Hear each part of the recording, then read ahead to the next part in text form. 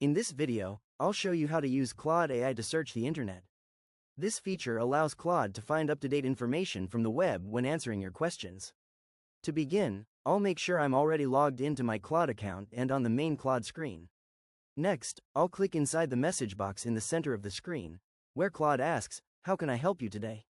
Now I'll click the plus icon on the left side of the message box to open the Tools menu. From the menu that appears, I'll click Web Search to enable the feature. Once Web Search is enabled, Claude will be able to use the internet to help answer questions that require current information.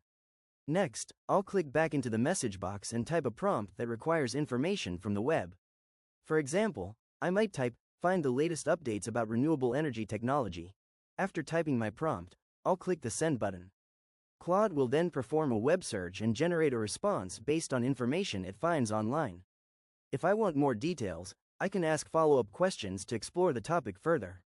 And that's it. I've successfully used Claude AI to search the internet. If you found this tutorial helpful, please consider liking the video and subscribing for more quick AI tutorials and guides.